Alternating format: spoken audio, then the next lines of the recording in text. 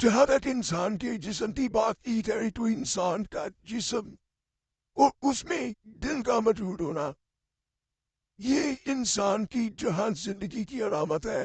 وہی دل کا نرم ہونا جو ہے وہ انسان کے ایک اچھے انسان ہونے کی بھی نشانی ہے.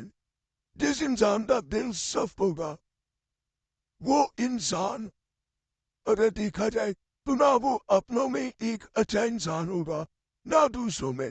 یعنی اپنے پرائے کوئی بھی ہوں وہاں پہ وہ انسان ایک اچھا انسان واقع نہیں ہو سکتا. تو دل بڑا ایک اہم انسان کے جسم کا حصہ ہے اور یہی زندگی کی علامت ہے. یعنی کہ انسان زندہ ہے یا نہیں ہے. آقا و جہاں صلی اللہ علیہ وسلم نے ارشاد فرمایا جنت میں ایسے لوگ داخل ہوں گے جن کے دل چڑیوں کی طرح نرم ہوں گے. یعنی انسان کا اگر دل نرم ہوتا ہے تو ایک انسان اچھا انسان. ایک بہن نے اسی طرح کمرس میں جو ہے وہ اپنی بیٹی کے بارے میں لکھا تھا کہ میری بیٹی جو ہے وہ اپنے گھر پہ ناخوش ہے. میں نے تقریباً 4 سال پہلے اپنی بیٹی کی بڑی محنت کر کے ایک انسان سے شادی کی. میں ایک بیوہ عورت ہوں اور میری 3 بیٹیاں اور ہیں. جب میں نے اپنی بیٹی کی اس انسان سے شادی کی تو وہ بڑا ظاہری طور پہ اچھا انسان تھا. جیسے جیسے کچھ دن گزرے تو اس انسان نے اپنا آپ دکھانا شروع کر دیا. یہاں تک کہ اس نے میری بیٹی پہ ہاتھ اٹھانا بھی شروع کیا. آہستہ آہستہ حالات یہاں تک آئے کہ دونوں نے ایک دوسرے کے ساتھ نہ رہنے کا فیصلہ کیا. لیکن میں نے ان دونوں کو سمجھایا اور اسی سمجھانے کے دوران 4 سال کا عرصہ گزر گیا. وہ شخص کبھی ایک عورت کے پاس جاتا کبھی دوسری کے پاس اور کبھی ایک پیسہ بھی کما کے نہ لاتا اور میں اپنی بیٹی کی مالی طور پہ بھی اب مدد کرتی. چونکہ میں بیوہ ایک انسان ہوں تو میرے لیے اسے گھر کا خرچہ اٹھانا بڑا مشکل تھا. اللہ نے انہیں ایک بیٹی بھی عطا کی لیکن اس انسان میں ذرا برابر بھی فرق نہیں آیا. اور اب یہ حالات ہے کہ وہ انسان میری بیٹی کو چھوڑنا چاہتا ہے. تو آپ کوئی ایسا امن بتائیں کوئی ایسا وظیفہ یا ایسی دعا بتا دیں جس کو پڑھنے سے میری بیٹی کا گھر اجڑنے سے بچ جائے. میں آپ کو ہمیشہ دعا میں یاد رکھوں گی. اس سے پہلے بھی میں نے بہت سے تجویزات وظائف ابیات کی ہے لیکن ابھی تک ان کا مجھے کچھ فائدہ نہیں مل پایا. تو آپ مجھے بھی ایسا عمل دی جو ایک تو جلد اثر ہو جو اس انسان کا دل بدل کے رکھ دے اس انسان کے دل کو نرم کر دے اور وہ میری بیٹی اور نواسی کے ساتھ اچھی زندگی گزارے. ان کا خیال رکھے اپنی ذمہ داری کو سمجھے. میں ہمیشہ آپ کو اپنی دعاؤں میں یاد رکھوں گی. تو بہنیں اس طرح جو ہے وہ اپنا تمام واقعات تمام مسئلہ لکھا رکھ میں اس میں کافی ڈاکومنٹس آ چکی ہیں. ایک اور بہن نے بھی اسی طرح ایک منچ دیا تھا. منچ میں بتایا تھا اپنا مسئلہ کہ میرا مسئلہ یہ ہے کہ میں جس انسان سے شادی کرنا چاہتی ہوں وہ میری کھوکا بیٹا ہے. یعنی میرا پوزاد ہے میرا کزن ہے. بچپن سے میرے گھر والوں نے مجھے یہی بتایا تھا کہ میری شادی اس انسان سے ہوگی.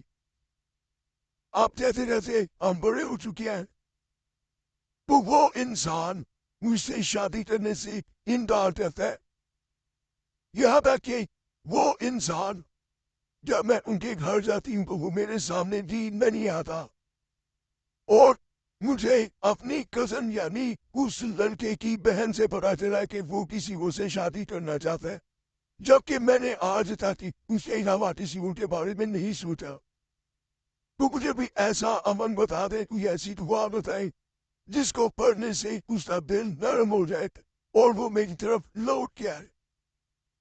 میں نے ایک چینل کے تجویزات بھی کیے وظائف بھی کیے لیکن وہ انسان نہیں بدلا. آپ کے تجویزات و وظائف کے نیچے میں نے کمنٹس پڑھے لوگوں کو کافی فائدہ ہوتا ہے.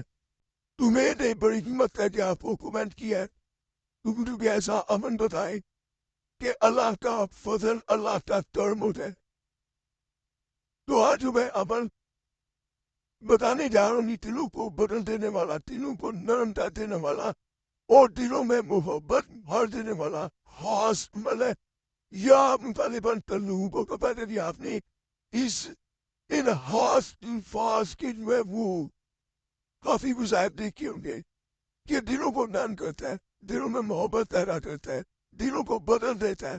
جن دلوں پہ مہر لگتے ہی ان میں اگر انسان ہٹ پاتا ہے، یا اللہ یا غالباً طلوبوں اس کے دل سے مہر ہٹ جاتی ہے اور نیکی کی بات اس میں شروع کر دیتا ہے. یہ ایسے الفاظ ہیں، اگر کوئی دو انسان ایک لاؤ ہوتے ہوں تو اپنے دانے ہاتھ کی دو انگلیاں، یعنی دونوں انگلیاں لینی اپنے دائیں ہاتھ کی رائٹ ہینڈ کی اپنی نفس پر رکھ کر یا غالباً طلوبوں 41 بار پڑھ لینے سے دو انسان ایک ہو جائیں گے. ہر بار پڑھنے کے بعد دونوں انسانوں کے نام ڈھونڈ دینے ہیں، یعنی ایک بار پڑھیں گے یا غالباً طلوبوں تو دونوں انسانوں کے نام لینے ہیں. جیسے ہی آپ دونوں انسانوں کے نام لیتے جائیں گے، تعداد عمر کریں گے، انشاءاللہ دو انسانوں کے دل بدل جائیں گے. یعنی کہ ایک انسان پہ یہ ستر یہ دونوں انسانوں کے اندر ایک خاص محبت پیدا کر دے گا انشاءاللہ. باقی آپ لوگوں سے گزارش کرنی ہوتی ہے کہ اول و آخر درود پاک ضرور بن کے پڑھا کریں. یہ نہ کیا کریں کہ درود پاک کے بغیر بیٹھ کے پڑھا کریں، تنہائی میں کیا کریں، نہ پاکی میں بہنے جس نہ کیا کریں. ابھی چینل سبسکرائب کریں، ویڈیو لائک کریں، گھنٹی کے نشان پہ لازمن دبائیں اور وظیفہ کو چینل پہ بھی لازمی جانا. بڑے ہاستہ وساس وزائر فمیات محبی مجھول ہے. باقی اللہ سب پہ فضل فرمائے، سب پہ رحم فرمائے، سب کی نیک جات پوری فرمائے. آمین یا رب العالمین. صلی اللہ علیہ وسلم محمد صلی اللہ علیہ وسلم